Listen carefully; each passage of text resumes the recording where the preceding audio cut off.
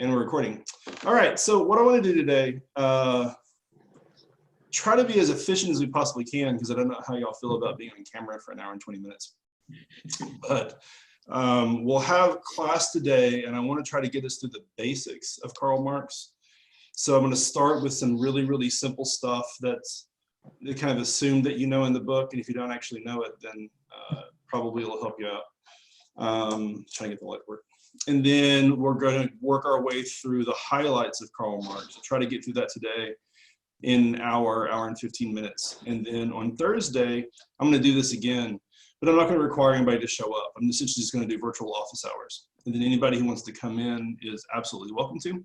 Anybody who's writing a commentary for the week is encouraged to come in and talk about what they want to discuss in their commentaries, and we'll kind of work through it.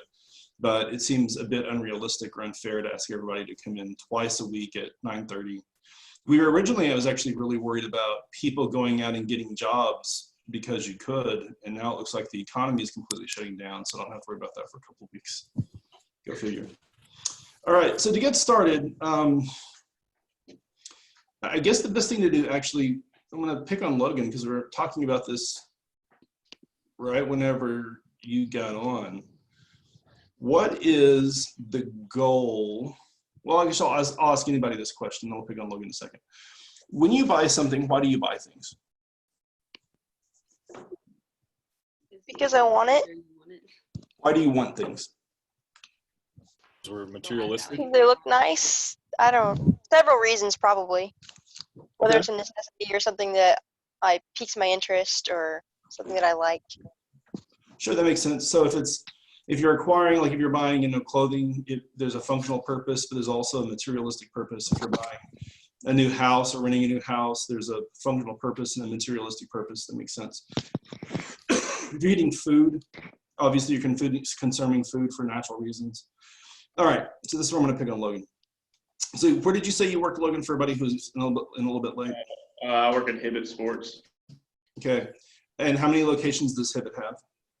It's somewhere around 500 and mostly based in the Southeast. Why does Hibbett have 500 locations all across the Southeast? Mainly they're in the Southeast, first off, because that's where it started, and they're still trying to expand nationwide. Sure. But it's because it's sort of, if you think about it, it's a warmer climate, so people are more inclined to play sports all year round, and you meet the needs of the public right then and there with the people who need sports gear. Okay. What is the goal of the existence of the business? The goal of the existence obviously is to make money, but they're trying to provide more for the class of people that never get on board to Dick's or anything, because they're more located in small towns than they are big cities. Okay, so you defined their purpose. Their purpose is to make money. And then you discussed their specific market, right? The purpose of the corporation is to turn a profit. And then they have a particular business model and a market niche that they're trying to occupy. Okay, that makes perfect sense. Why does Walmart exist? Anybody? To make money. To turn a profit, okay. Why does Kroger exist? Does Kroger exist because the corporate CEOs and vice presidents and the head of marketing, do they love selling food to people? Absolutely not. So the reason why Kroger exists is? Essentially just to make money, I guess. Okay. Okay. So as we're working our way into Marx, let's start with first of all, the reasons why labor consumes stuff is because labor has instrumental, materialistic, naturalistic reasons for consumption, right? We're using things for the reasons why we're using them. Okay, so what you guys have now argued is that the reason why businesses, especially large corporate businesses, the reason why they make stuff is purely to make money for profit. Can we all agree on that? Yes. That makes sense. Mm-hmm. Okay, cool. Now, those of you who've taken basic marketing classes, let's assume that I have a business that is at a break-even point. So we can talk about Hibbett, we can talk about Walmart. They exist. They are not making a single penny of profit. They want to make more profit. How do businesses increase their profit? Increasing their customer base. Okay. So if I increase my customer base, I could make more profit, but it might also be the case that by increasing my customer base, I increase sales, but I don't increase profitability. Higher profit margins. How do I increase my profit margins? You raise the price of whatever you're selling. So I've got two ways of doing it. One is I increase prices. What is the other way? Lower the cost of the good you bought in the first place. All right. So consumers, labor, they are in the marketplace for the reason of acquiring things for instrumental, materialistic, natural purposes. They basically want to consume and use things to make themselves happy, more satisfied, to keep living. Businesses are in the marketplace to make a profit. There are really only two ways that businesses can make a profit. They can either lower their costs or they can increase the price. I think it was it Carly? I think it was you who said, now I can increase my profits also by increasing my customer base. But the interesting thing about increasing my customer base is that it only makes sense if I'm increasing my profits by distributing my costs across more and more customers. Does that make sense? Mm-hmm. So I have some fixed costs that are related to the operation of my corporation. I have some variable costs that are related to the production of goods. If I can distribute my fixed costs to among more customers, I can increase my profit per customer. All these things make sense, right? We're all together on this. Has anything that I've just said been in any way controversial to anybody? Not really, no. So here's what we've just described. The reasons why businesses exist is to exploit people. Is that controversial? Yeah, it could be controversial because you could say that they exist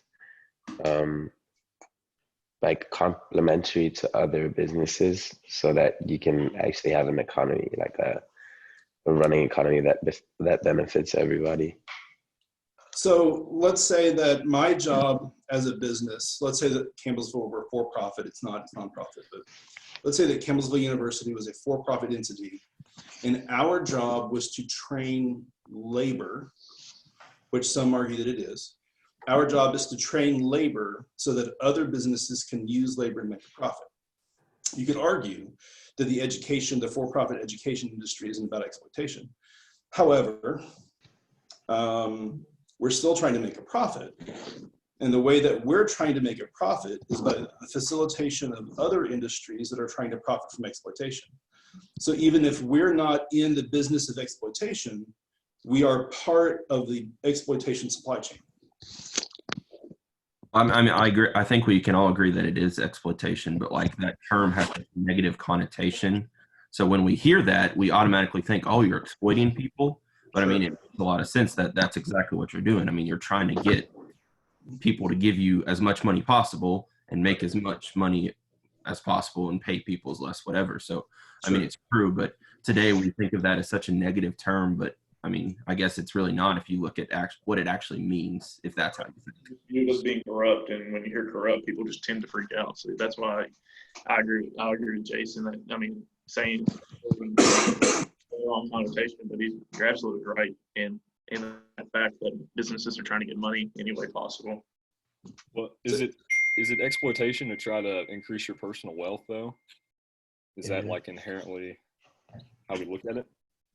It's exploitation if I'm trying to increase my personal wealth, and the only way that I can do it is by paying people as little as I possibly can and charging them as much as feasibly possible. Right?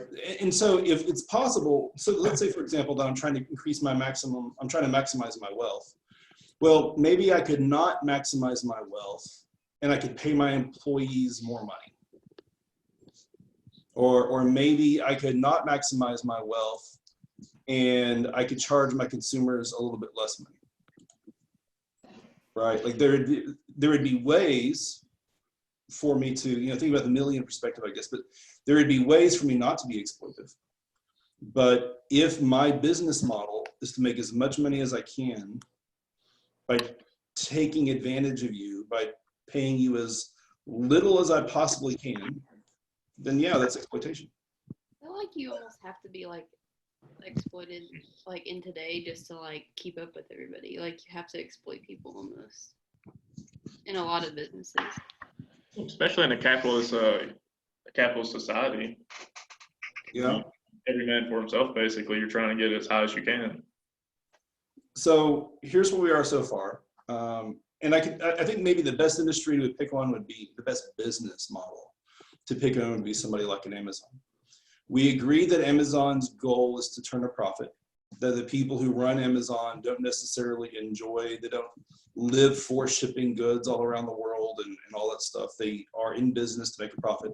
Even if the people who are running it aren't, the people who own it are, because you have a difference between the people who work there and the people who are the stock owners. So the reason why people buy stock in Amazon is to make a profit. Amazon delivers everything that you need to live. It might not deliver food to Campbellsville, but it does own Whole Foods. So if you live in a suburban area or an urban area, if you live in Louisville, you could live your entire life only buying goods from Amazon. And if you also worked for Amazon, you would essentially live in an environment where you make every dollar that you make working for a company, and then you spend all of your money buying stuff from that company. And the company would only make profit by charging you more than you are capable of making. Does that seem logical? That makes sense. So whenever you're talking about, those of you who are talking about like exploitation has a negative connotation, and we're talking about the capitalist system and the purpose is to exploit people in a capitalist system, and it's essentially exploitation versus exploitation. If I think of the entire system as a version of Amazon, capitalism as a social system and as an economic system, it only operates, it only functions if the producers of stuff are capable of exploiting the consumers.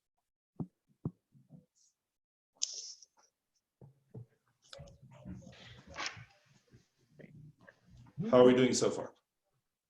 Pretty good. Now, as always, I'm not saying I necessarily agree with any of this. However, can you find a flaw in the argument?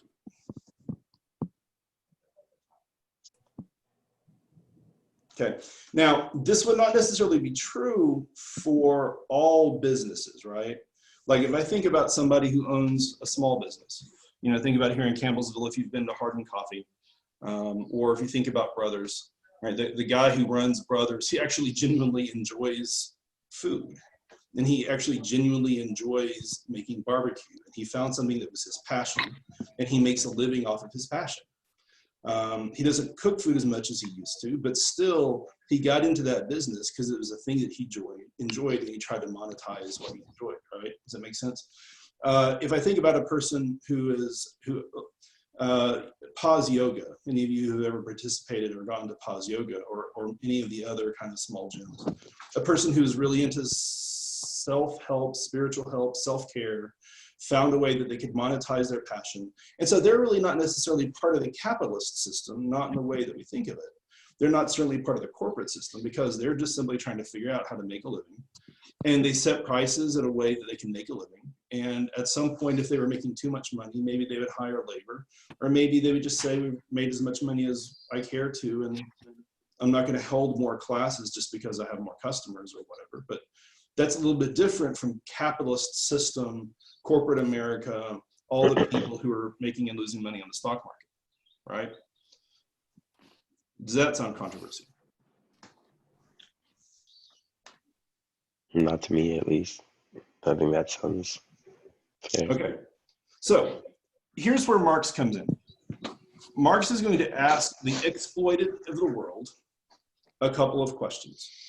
The first question that Marx wants you to answer: are you okay now that you know the only reason why you exist is to be exploited?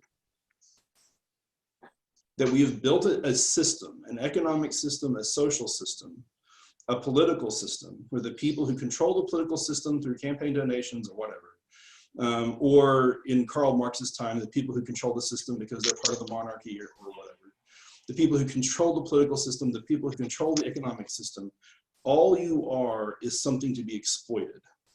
Are you okay with that? I mean, naturally, I don't see why anybody would be. Okay. So how did you get in that position, and how do you get out of it? I think we're unaware that we're being exploited. Like, I don't think people realize like what's actually like happening, and so it's like ignorance. I don't know if we're necessarily unaware, but I think everyone has equal opportunity to also like exploit others through their business. So like it's kind of a kill or get killed. That's true. And he says that revolution is inevitable because of this, right? Or I could be mistaken. So there's a book, I actually have it on my bookshelf. I'll grab, actually, since I'm sitting right here next to it. It's called Capital by a guy named Thomas Piketty. I don't know if you can see this or not. But Thomas Piketty wrote a book a few years ago. He's a French economist. And what Piketty wanted to answer the question, this is kind of the question that y'all are alluding to. If I live in an economic system where I can choose to or not to be exploited, if I live in an economic system where every person has an equal opportunity to be the exploiter, if it's relatively easy to move from being exploited to being the exploiter, then the system's probably relatively fair, right?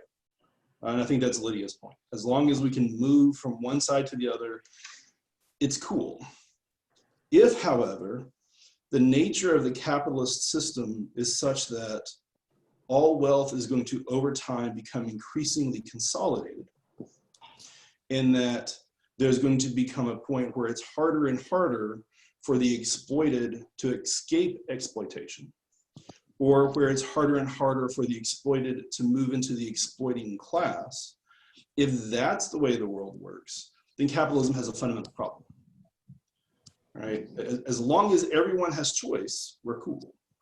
And the thing that Karl Marx argued, and I think Hunter, I think that you mentioned this, and the thing that Piketty found, at least in the work that he was doing on the French economy, is that there is a natural tendency towards consolidation, that it's inevitable, that as capitalism operates, the logic of capitalism is such that the people who produce things for profit will slowly over time gain more and more of the wealth of the society, and the people who are being exploited will over time get less and less, to the point where the owners of wealth develop the ability to make it impossible for them to lose their wealth, and the exploited no longer have the ability to gain it. And so I think it was you, Hunter. That's the point where revolution becomes inevitable. If the system is inherently operating that way, revolution becomes inevitable. Yeah, I saw him repeat that a few other times about how that's just bound to happen because of it, just due to how the system operates. Yeah, now if the system works out such that there's a sense of balance, right? That, I don't know, let's say that a bank operates, they don't plan very well for the future. They're not actually prepared for a financial crisis. The financial crisis comes, the bank goes bankrupt, all that capital is lost. The people who don't have as much to lose, therefore benefit relative to the loss of the bank.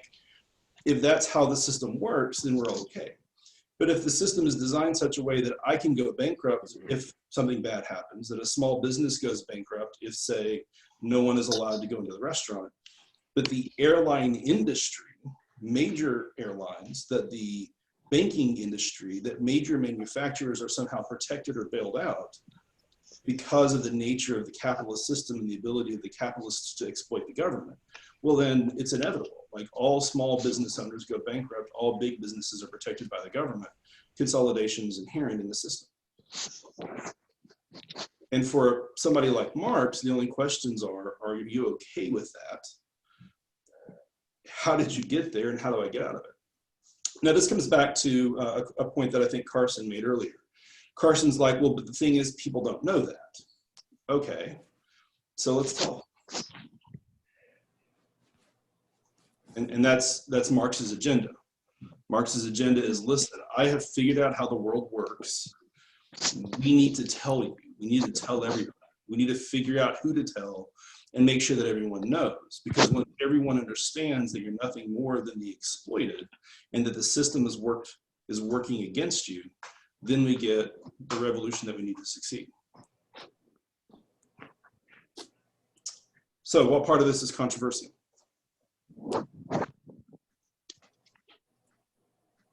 I mean, back to the earlier point, when you ask who's okay with being exploited, I mean, I said yes, in the sense that, one, everyone has opportunity, like what Lydia said.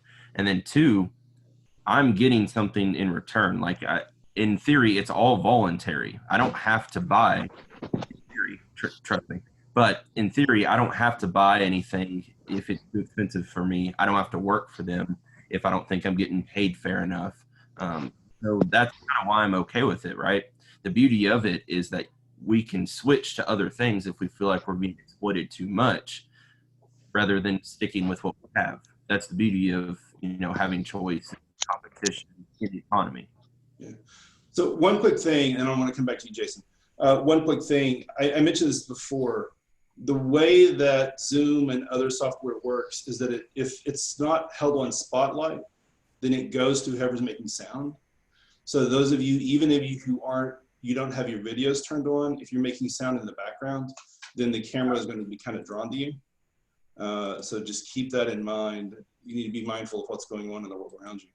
But to come back to Jason's point, okay, so it absolutely makes perfect sense, right? Like, we have the option of participating in the system or of not participating in the system. All right, how optional is participation? Well, that's Not very. I don't think it's very optional, because essentially if you're trying to survive, then you got to participate, so.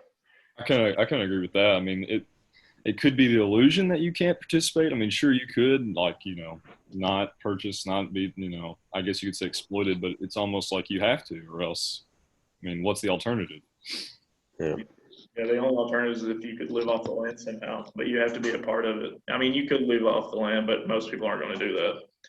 Right, like, it is, in theory, as long as I could establish private property, so go back to the Lockean or the Hobbesian world. If I can establish private property and I have the ability to protect my property, and that the property that I possess is sufficient for self-sufficient living, or I live in an environment where I can produce or trade through barter with other people who produce the things that I cannot, then I individually or communally, we're going to come back to this word commune later, I individually, because I'm self-sufficient, or I communally, working with others who produce the things that I can't, we're self-sufficient. And as long as we can protect our property from outside forces, then yeah, I could escape the system. But if I live in a system where something like eminent domain exists, or if I live in a system that allows those who have power to prevent people like me from communicating with other people like me, unless all people like me live geographically next to one another, then that system starts to collapse. Again, I can survive, I can live off the land, but is that the life that most people would choose? And again, think about how the problem works. It's not that one day we all wake up and we're enslaved. It's that if the way the system works is that over time, wealth is slowly bled from the working class to the upper class. If one year the lower classes have the bottom 80% have 60% of the wealth, it's not that tomorrow the bottom classes are all of a sudden only going to have 20%. It's that over a period of decades, from like 1950 to, 1920, during a period of 70 years, there's going to be a slow bleeding of wealth. So that over the course of your lifetime, you may not notice it really. As a college student who's entering into the working force, you're not going to realize until it's kind of too late that the system of exploitation exists, right? Because it's so slow. in its nature. I mean, talking about like you have the choice, which I mean, I don't think you really do. I mean, couldn't you just say that companies, they decrease the value of the worker? Yeah. Because, I mean, most companies now, they can just replace you like nothing. There's so many people and so many trades that. What are the ways that I can decrease values of workers? I mean, if the job, it depends what the job is, I guess technically, but if the job's relatively easy to do, if you want to quit, you're not happy with it, they're going to be like, okay, just go ahead and quit. We'll find somebody else who can do your job. So if I can, Talking about the division of labor. yeah, like if I can find a way, not even a division of labor, specialization of labor, but also the mechanization of labor, right? Like if I can break down every good in the manufacturing process to the point where the production of no individual piece or as few number of pieces as possible requires significant technical skill, then labor essentially becomes like any other part. I can just plug and play it, right? Right. So this is one way. One way is that I can mechanize labor so that all labor is essentially has the same value. And then once I've done that, all I need to do is increase the number of people who are working. As I increase the size of the labor pool, and then as I decrease the technical skill necessary for labor to participate in capitalist system, I've essentially devalued labor. It's one of the reasons why there's a vested interest in businesses to have public education, according to a Marxist. If public education will train an educated labor pool with minimum skills necessary to participate in the factory, then by every training, the value of each individual person decreases. So the individual loses its value. Yeah. You become less and less valuable over time as your skills become more and more interchangeable, just like in cars. Imagine if we were all making cars and every car used exactly the same tire. Yeah. You're nothing but that. No. And I mean, just in that, the worker becomes poor while the person owning it becomes wealthier. Sure. I mean, Marx literally said it, I'm pretty sure I have a quote about it. Yeah, 693, it says the worker becomes all the poorer the more wealth he produces. The more his production increases in power and range, the worker becomes an even cheaper commodity. The more commodities he creates. So, I mean, to me, that's basically saying exactly what we're talking about. The more workers and the more he creates, I mean, the wealthier the person in charge gets. And yeah. Now, as long as the value of the worker remains low enough, then I'll keep using workers. Once I get to the point where workers are essentially mechanized labor units, what do I do if I start making the value of labor too high in a capitalist system? You've all heard this. What's the problem with raising the minimum wage at McDonald's to $20 an hour? Inflation? That's part of it. But what's McDonald's going to do if I told McDonald's they have to pay all their workers $15 or $20 an hour? They'll just shift the cost to the consumers. It's one way to do it. What's the other way? They'll probably require more from like their employees as well. Like make their Raise their standards higher. prices. How does McDonald's in Campbellsville deal with the fact that they raised the wage to $9 an hour? What's different about McDonald's in Campbellsville as opposed to McDonald's in Campbellsville, say, 6 years ago? Oh, they bring in machines. They bring in machines. they just lay off workers once you raise the wage. Sure. Because if I'm required, and what I end up doing is I'm required to keep the workers who have some level of specialization. But if I can build the entire economy around low levels of specialization, that's not going to be very many people. And so, yeah, everything that you said was right. Like ultimately, the purpose of the business is to maintain a profit. If I want to increase profits and I have to increase costs, I have to increase prices. Or I have to find what we call substitutable goods for labor, which means I mechanize, which is part of the problem with mechanization, right? If you're a Marxist, what happens when we develop artificial intelligence that's capable of replacing specialized workers? And how far would we be away from being able to have a college professor being replaced by a machine that learns your weaknesses and provides you with information as it figures out that you don't know things, then college professors become just like any other form of labor. They become mechanized. And the only reason why college professors make more than, say, a line worker at Amazon is because we know things the line workers don't know. But once what we know is no longer valuable, or once the skills that we have is no longer valuable, then the value of the college professor goes down. So is it almost like a race against time before these things are implemented? According to Marx. Okay. Yeah. And Andrew Yang. Yeah, there we go. And Bernie Sanders. And Elizabeth Warren.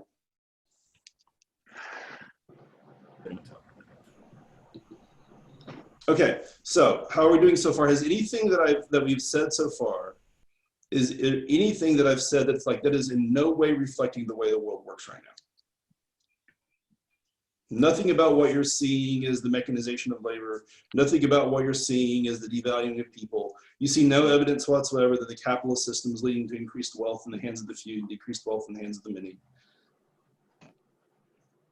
Well, I'd say Marx in his writing, I mean, obviously he's a little bit biased, but I feel like deep down, most of it, I mean, you can see today, I guess you could say. Okay, anyone else? Because everybody tells me that Karl Marx is like Satan, right? Like he's an idiot, he knows nothing. Everything that he's ever said is wrong, that his fundamental philosophies are invalid, that you can't believe him because he's stupid. What's wrong about the descriptions that I've given you so far? I just have sorry. Yeah, I just had a question about that. So is he assuming that over time, basically, so if we take education, for example, so if your example of college professors, so is that going to happen with every single kind of job where that job is going to become less valuable because of mechanization or something like that, which we've probably already seen in a lot of industries over time? So is it like we're going to have to continue improving our skills in order to keep up with, the economy, whatever? So there are a couple of different ways. That's a great question. There are a couple of different ways of thinking about how that might happen. Think about the life of how the life of a man who worked on a factory line in 1950 is different from the life of a man who works on a factory line in 2020. Okay? So in 1950s America, if a person worked on a factory line for, I don't know, Ford Motor Company or Toyota or General Motors, what kind of a life would they have had?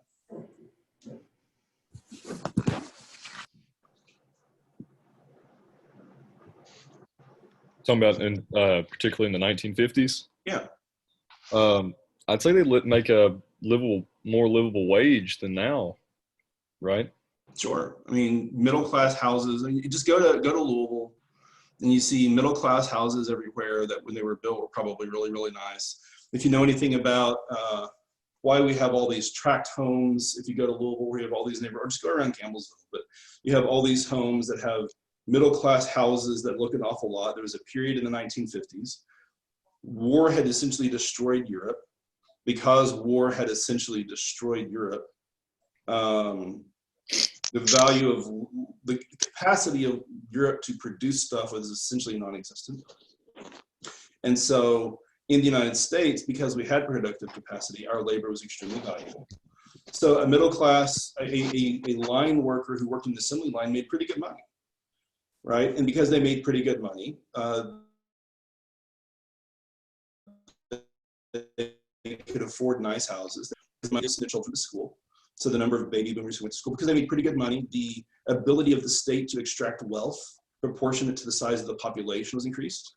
So you'd have a state like California that was basically swimming in tax dollars. They built tremendous university systems out in California because of all the money that people were making, all the middle class workers were making. And then over time, from the 1950s to say 2010, as increased mechanization and increased specialization slowly erodes what the line worker makes because it's eroded the value of the line worker, what's happened to the quality of life of the line worker? Can the average person in America can the average auto worker in America now afford to send all their kids to college? Can they afford to pay the same level of taxes? No, what happens is that as their relative wealth decreases and they move closer and closer to subsistence living, the kinds of things that they're buying also move closer and closer to subsistence production, right? So they go from being consumers of philosophers to simply being consumers of vocational technical schools. I mean, how many of you have had conversations with your parents where they say, I want you to go to college, but you need to be able to tell me how you make money. Can you give me a specific vocational job? Can you explain to me how getting a political science degree is going to get you employed in 6 months, as opposed to an education degree? Because if you have an education degree, there's teaching jobs out there you can go and take, right? As workers move closer and closer to subsistence level, the need for highly skilled, highly technical, well-trained industries and labor begins to decrease. And so everyone gets moved into this exploitable labor category. And what you end up with, I mean, I just designed, the reason why it was so easy for my online classes, for my Intro to American Government class, when it came time to move it online, I just flipped a few switches and I told my students to keep like doing stuff because I designed an online class that any of you could teach. I'm not kidding. Like my online American Government course could be taught by anyone who has a junior or senior college level education in American government. Because all you're really doing is grading discussion boards. Everything else is fine. All the tests are automatically graded. I've written all those. I could essentially fire if all we taught was Intro to American Government at Campbellsville University, we could fire everybody but me.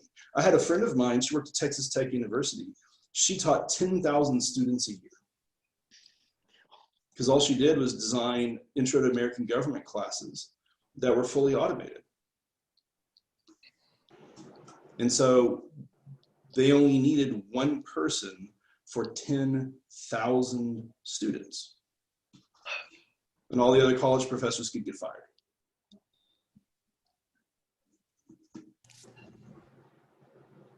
So what's the problem with Marx?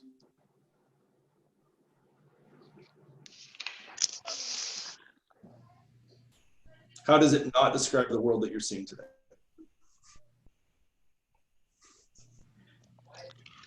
The point about automation, that was just surprisingly pretty well dead on. That's what surprised me the most. So it was written in the 1860s to the 1880s. Yeah, that's quite a bit of sight there to see that coming. So let's talk a little bit about now, and I've kind of bounced around a little bit in terms, and those of you who wrote the questions, you know that I'm really bouncing around a lot. But let's kind of go back and let's first of all talk about the problem of where this all comes from and where this is all going. So for those of you who wrote questions, how does it happen that we as human beings become part of this easily exploitable pool of labor? What's the process involved? I think we're kind of blinded into it by government and by society. Okay. Because we have certain ideas here in America that, like, we think that not working is like really lazy, and we have certain ideas about what our workforce and what our economy is supposed to look like and what is good and what is bad. Mm-hmm. So I think we're kind of given opinions by popular opinion, and we're just kind of blinded into it based on what we're taught as we're growing up. Marx calls that the superstructure, but that's a little bit later in our story. I think not only that, but like, I think when we talk about exploitation, it happens like when you're like in a job and you don't enjoy what you're doing, and it's more of like a job than a career. Sure. And so like, in that process, when we're like being told, you know, we need to get a job, like we're not encouraged to get jobs that we're gonna enjoy for the rest of our lives, where people are just like, you need a job, or how are you gonna support yourself? How many of you know people who work jobs that they don't enjoy? Yeah. Oh, lots of Yeah. people. absolutely. Mm-hmm. And So I think that's more exploitation cycle than it is if, like, say you are going to a job that you love every day. yeah. Oops. Something bad just happened. There we go. I'm back. So here's the logic, and I'm gonna run you through the metaphysics of Marx really fast. You can go back and watch this video later if I get it put up on the website. And if you want to follow it along, I'm going to go through this, like the first 6 or 7 pages of the readings. I'm not necessarily going to use the words that they use, but so we start off, man is a physical creature that lives in nature. Is that controversial? You are a physical existing thing. You exist in nature. You have a relationship with nature. Yeah, but doesn't he mention that it's very much so it's because you're a physical creature, not your consciousness, that makes you man, right? So yeah, that's yes. Okay. That's where we're going to start. Okay. So you're a physical creature. As a physical creature, you are capable. You produce. You're vibrant. You know, and women, you're involved in this conversation too. Don't get left out. You're vibrant. You produce energy. You're an energy producer. You bring energy as life into the world. Does that sound like what you do every day? You create energy by moving, you're bringing life into the world. And by the way, if you don't believe me, think about how your lives feel different and you don't have the ability to engage in social interaction with others in a physical sense. How is your world different? You don't have to answer out loud, but over the last 2 or 3 days when your social contact with others has been diminished, how is your world different now that you don't have that energy coming from other people? If you're an extrovert, you're dying right now. I'm an introvert. I feel better about this whole world. But if you're an extrovert, you're dying right now. Okay, so you're a physical force. You're in motion in the physical world. Here's what labor does. And Marx is going to use these words, objectification and alienation. Here's all this means.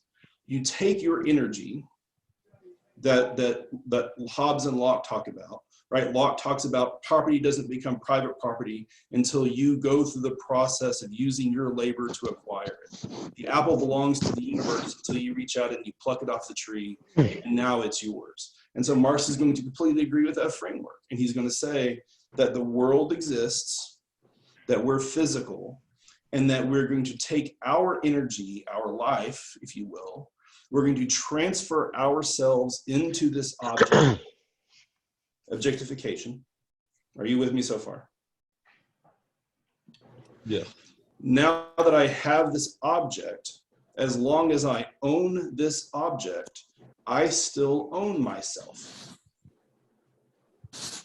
But once I transfer this object to somebody else, I transfer to them also the energy that helped me make it mine. And now that they have that thing that I've created, my object, I have become objectified into this object, and now I've been alienated from it because now they have it. Now, we could argue that as long as this trade is 1 for 1, that my energy and your energy are the same, that what I'm giving you in my object and what I'm getting back from you in your object is the same, then this is all cool. I'm neither gaining or losing. But we've already established that the capitalist system only works if there are people who are exploiting me. The entire capitalist system, and so far I haven't heard any particularly good contradictions to this from you guys. The entire capitalist system only works if the value that I give you in the object that I create is greater than the value that I am given back from the people who are taking my object and then reselling it or putting it into something else. Because if it's a 1 for 1 exchange, then you're not making a profit off of me anymore, right? The corporation doesn't profit off of me if it's a 1 for 1 exchange. They only profit if they're driving down the price they pay me, or then increasing the prices of the things they're selling back to me in exchange for my object. Okay? So then you take this objective exchange, I produce object, I trade it away, I'm alienated from that which I've produced. Capitalism only works if I get back less than what I've created. Otherwise, I'm not going to get paid anymore. And you extend that to a social system, where for people who are part of the labor pool, the entire social system, my entire family, my church, my entire social, the city of Campbellsville exists so that what's happening is Campbellsville is producing stuff, and maybe what it's producing is undergarments, for those of you who know about the story of Fruit of the Loom, or caskets, for those of you who know about the history of Campbellsville, used to be a casket manufacturer, or if it's working at Amazon. The entire city of Campbellsville exists so that we can be objectified and alienated from ourselves. Our entire social system is about objectification and alienation. And as Ms. Maxwell pointed out, to the degree that the system is controlled by the people who are objectifying and alienating, it is in their interest to design that system to encourage these things. Because if I ever realize that all I'm being is objectified and alienated, then I would find ways of getting out of the system. As long as I don't know that I'm in the system, why would I ever leave?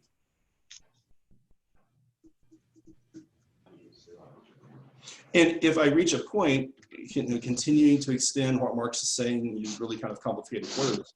If I reach a point where so much of my life is about being objectified and alienated, I only exist, I only know myself through the world around me. So if I take all of us, and you've been living in this world your entire life, and we get pulled out of it, in the next few days, there are going to be a lot of people who are going to be breaking. Like psychologically, I don't know if you've been reading some of the things that's happening in China.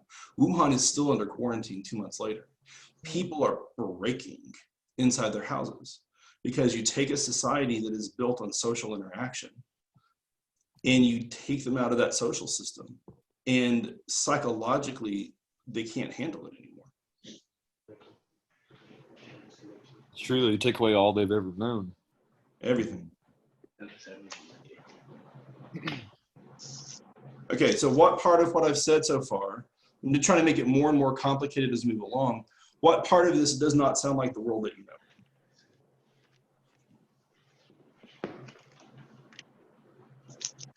I mean, we've already talked about your relationship to your cell phone, right? Somebody has worked for that. Somebody's created objects. They've traded their objects from which they've been alienated. You then use that money to buy a cell phone. And now the object that is your cell phone becomes your identity. And now that you've been isolated, for most of you, that thing which you've already been addicted to becomes your only lifeline to the outside world. Your identity is essentially the object that you're holding in your hand. And the people who control that object, the people who control access to that object, the people who control the information that flows to that object, those people are in complete control of you. And that's the superstructure that Marx talks about.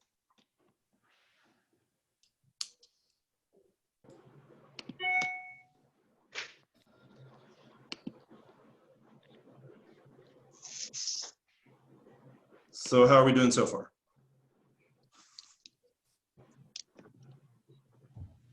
Good so far. So there's at least one more thing that I want to make sure we cover today, and then you guys can go back and read the stuff again if you want to. And then on Thursday, we'll get into, for anybody who wants to show up on Thursday and talk more about these implications and why this may or may not work, we'll do that on Thursday if you want to. So we started off talking about this idea of revolution. So according to Marx, how does revolution work? Is it through spontaneous action, right? Okay. It's and that requires leaders to help guide the movement, or is that more Lenin I'm thinking of here? It's a little bit more Lenin. Okay. But let's start from the beginning. So Marx is described, and so far you guys, I mean, y'all aren't doing a lot to blow this up, right? And I've heard Jason when he's talking about the fact that it's voluntary. To the degree that it's actually voluntary, that's true. to the degree that it's not voluntary and the only way that I can make a living is by participating in the system, it's less true. It may be more true for some than others. It depends on where you are in the system. But Marx makes the argument that if there is, in fact, this world where some people are producing objects and some people are exploiting based upon the objects that are being produced, that I can understand the world by the objects themselves. And we talk about this, right? Like you've heard about the Bronze Age versus the Iron Age versus the energy age versus the technology age versus the chemical age. Like when we're describing, even among lay conversation, when we're talking about the flow of history through time, we talk about it based upon how we produce objects in the material in production. And so for Marx, he says, well, let's just, rather than thinking about it as the materials, iron versus steel versus bronze versus energy versus whatever, let's talk about the social relationships. And so we start out, the first social relationship is going to be tribal. And in this tribal relationship, essentially things are more or less collectively owned. We basically live in large family type units. And in this tribal system, we have certain types of very primitive objects that are being created.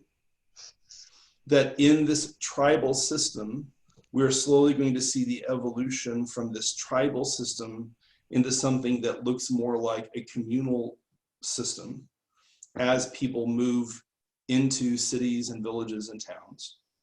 As people move into cities, villages, and towns, those people are going to have to be fed. And so the object's going to be increasingly agricultural in nature. They're going to be agrarian. And that in this feudal system that emerges, essentially land becomes the source of wealth. The things, the objects that are being produced are agricultural. Land is a fundamental material good that has to be used in the production of agriculture. And so the economic system is essentially those people who own land plus the labor that works the land equals objects, which are then sold back to the people who work the land in the form of food. And that once the feudal system gets to the point where all of the land is increasingly owned by a fewer number of people, right? Those who own large estates make more wealth. They therefore slowly start to buy out smaller and smaller estates. Those who have large estates have more wealth. They slowly bend the political system to their will. They make it harder and harder for small businesses and small estates to continue to exist. Eventually, all the land becomes highly concentrated, and the mass of labor that works the land realizes that all they're doing all day long is turning themselves into food that they're buying back at a really low price, making other people's lives better and better while their lives get worse and worse. And so they revolt. And when they revolt, someone from the labor class is going to figure out how to produce a new economic system. This new economic system is then going to result in a new form of object. That new form of object will be freely traded, but over time, some people will make more money than others. They will slowly consolidate the production of that new form of object. And then I move from a feudal system to an industrial system. And then once the industrial system becomes perfected, capitalism begins to consolidate the wealth in the industrial system. As more and more wealth is consolidated in the industrial system, the industrial age gives way to the information age. As people who realize they're being exploited on the basis of stuff change the nature of stuff in a revolution. And for Karl Marx, this period of consolidation via capitalism to revolution, and the capitalist phase is a particular phase, right? I go through the feudal phase, which is agrarian. I go into the capitalist phase, which is essentially industrial.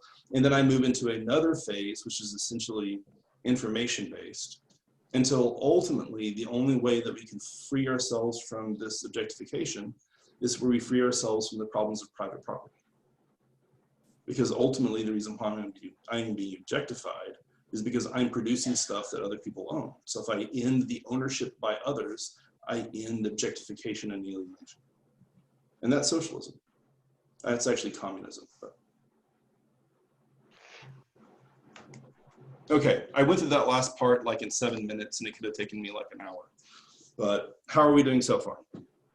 What's wrong with Marx? Now, I think, what was it, you, Logan, who talked about Lenin? Yeah, I talked about Lenin some. Let me look. I know one thing I remember from Lenin, because I know Hunter said spontaneous revolution. Lenin's against I'm spontaneous. sorry, it was Hunter, but go ahead.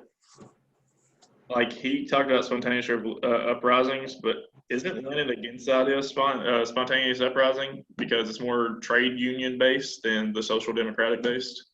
Yeah, so there are two problems with this idea of spontaneous revolution that Hunter had mentioned.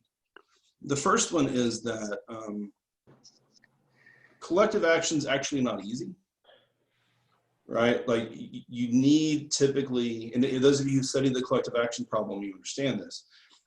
If we're going to have a group assignment where 5 or 6 people are told to work on the group assignment, if all 5 or 6 people think that the value is going to be spread evenly and that all 5 or 6 people are going to do equal amounts of work, then you have 5 or 6 really stupid individuals, because that's not how any group project you've ever worked on actually works.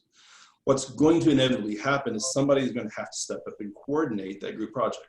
Somebody's going to have to be willing to take on an increased share of the burden, and they're probably going to get an increased share of the benefit, if only because that puts them in a position of political power. And so Marx believed that this could all happen essentially in labor unions and industry, because he thought that the entire world was industrializing. Lenin believed that that was kind of ridiculous, and that this proletariat, the proletariat is what he called labor, this proletariat would need people to emerge from within to lead the revolution. And this is essentially where the Communist Party would come from. Lenin lived in a country that never industrialized, because Russia never industrialized. They were still trapped in the feudal age as Germany was in the industrial age. And so Lenin argued that, no, actually what we can do is we don't need industrialization. We can skip industrialization. We can skip the capitalist phase if we can organize at the farm level and just jump over or move through it really, really quickly. I mean, yeah, wasn't his like big downfall? He tried to jump way too quick. Yeah, Lenin believed and Stalin believed that you could essentially, and Mao believed also, this is where the Great Leap Forward, like the logic behind the Great Leap Forward was, that Mao believed, Lenin believed that you could essentially jump from an agrarian society. Lenin thought you could do it, just jump over capitalism into socialism. Mao thought that you couldn't jump over capitalism, but you could rapidly transform through capitalism over the span of a single generation. And so Mao tried to, from the 1960s, 1950, through the 1960s, to transform all of China into a socialist system in a single generation, and it didn't work. And so those of you who know anything about Chinese history, what Deng Xiaoping argued was that no, rather than needing to transform from agrarian to capitalism in one generation, we need to do it in 2 or 3. And so Deng Xiaoping's revolution in the mid-1980s was basically to turn China into something that looked like state-owned capitalism, and to rapidly transform the entire economy through Communist Party-led capitalism in a span of 2 or 3 or 4 generations, past the United States as becoming the most capitalist country in the world, and then transform itself into socialism and communism. But yeah, but that's the idea, is that I need somebody to lead the proletariat. And that's where the Communist Party comes in, to lead the proletariat. And in the same way that Rousseau argued that we needed to completely rebuild our social structure, the Communist Party leader would say we need to completely rebuild our social structure. And since some people who are being objectified and alienated are effectively trapped in the system of alienation, and because they are so embedded into the system of alienation that withdrawing from it is something that they would not do willingly, I might have to do it by force. Well, it's like the Great Leap Forward. I can't remember, but the death count was 30 million. Is that correct?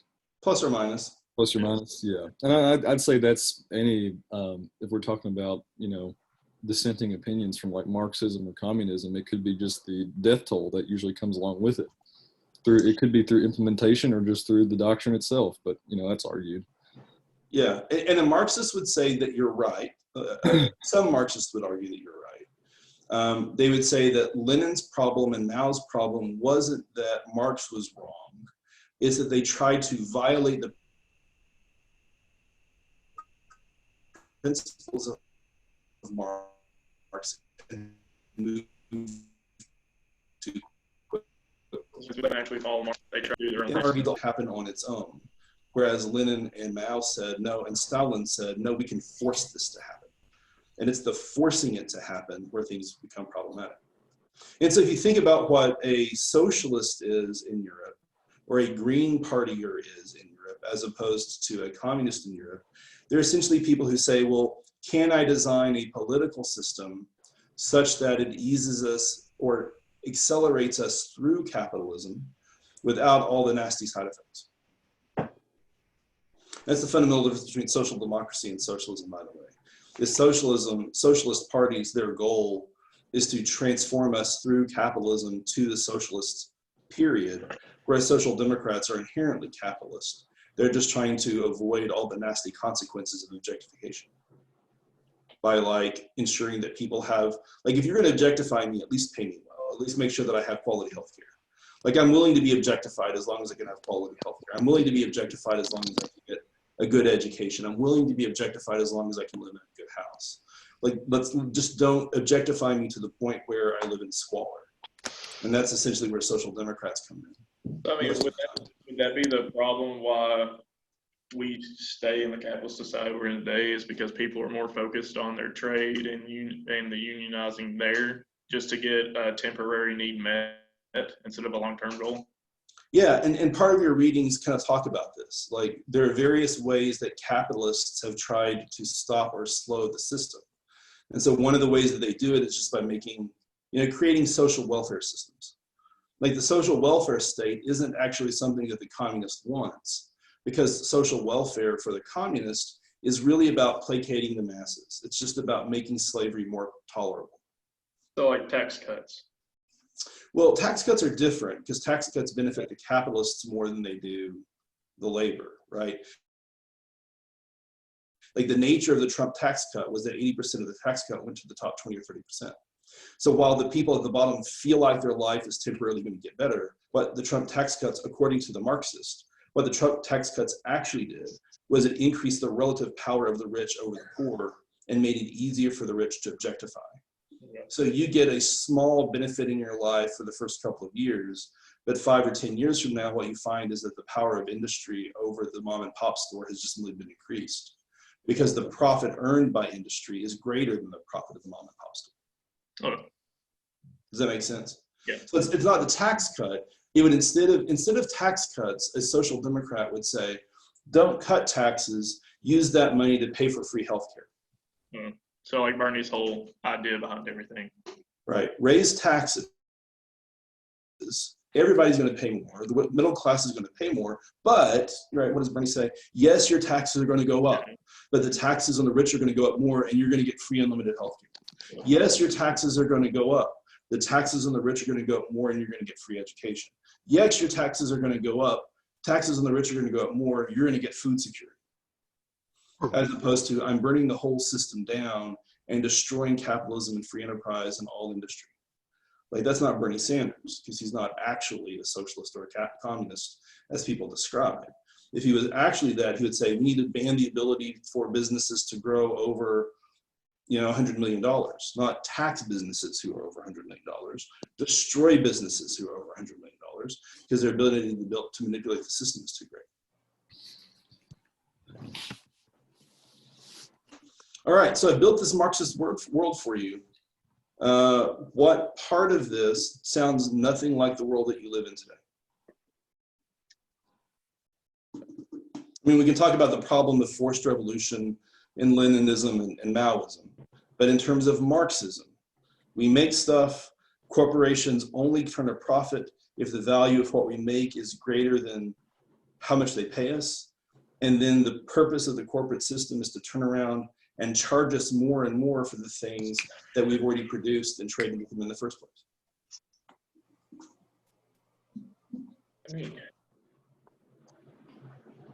Yeah, can you say the reason capitalism also keeps going is because it creates competition, which always keeps us advancing in society?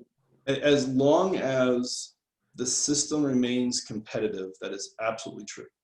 Okay. As long as we don't have the ability to create monopoly or oligopoly or monopsony, Which or is all those words. Yeah. They say they're trying to get rid of monopolies just to keep advancing with competition. Yes. Yes. And again, when we talk about social democracy, I did a lecture over this, a podcast, but the podcast hasn't been released because things got crazy for the last week or two. But social democracy, what it ultimately argues is that there are problems in the market system, one of which is that monopoly could exist or monopsony could exist. And what we need to do is find ways of making sure that markets don't do that. And you know, other things too, like if I believe, as Marx believed, if I believe that I'm a physical person living in a physical world, that I'm defined by my sensual relationships, right? My senses, the ability of me to physically and sensually interact with my environment. Protecting the environment becomes part of protecting my humanity. If I destroy the environment and I create a world where the only way I can get quality water is by buying it in a bottle, then even nature becomes objectified in the capitalist system. But if I can ensure that nature remains healthy and so that I don't have to necessarily buy water in a bottle, then I'm actually more human, right? I'm living in nature more thoroughly. I don't have to live in a house with air-conditioned, allergen-filtered air. I can walk outside in clean air that isn't being polluted by coal dust particles, right? So Marxists tend to be environmentalists for that reason. Which is why, you know, AOC and Bernie Sanders are all about the Green New Deal. Like, it's inherent in the nature of socialism, social democracy, Marxism, to say that I have a relationship with the land and therefore I have to protect the land from the corporations, because ultimately corporations make more profit by lowering costs, and the easiest way to lower costs is by dump pollutants into the water that other people have to drink that I don't have to because I live upstream and they live downstream.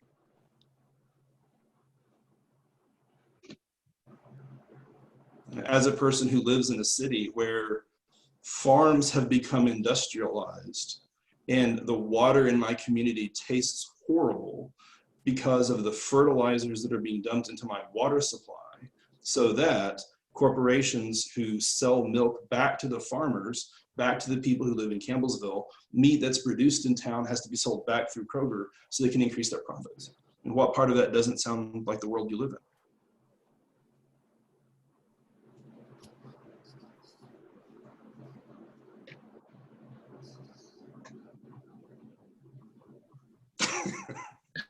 Restate the question.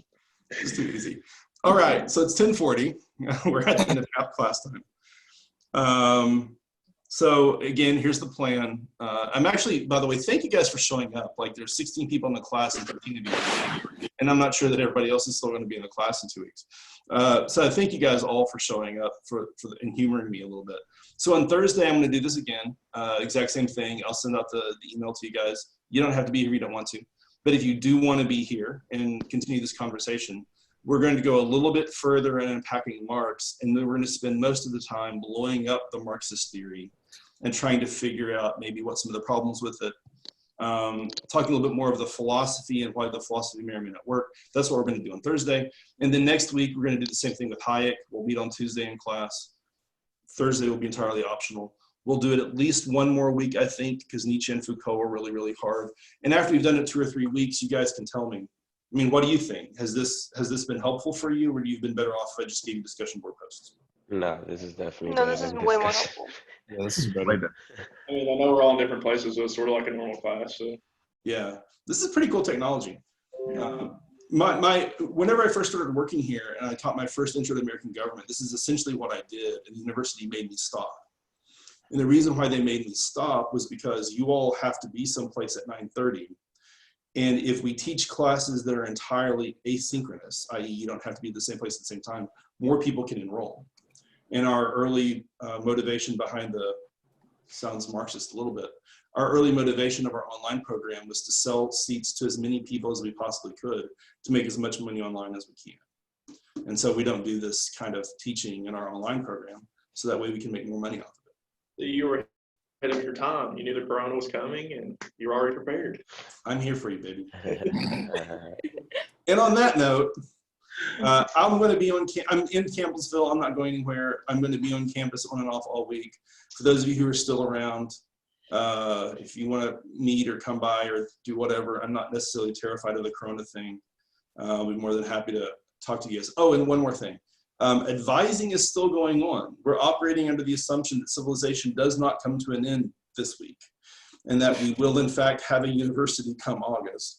Advising is still going on.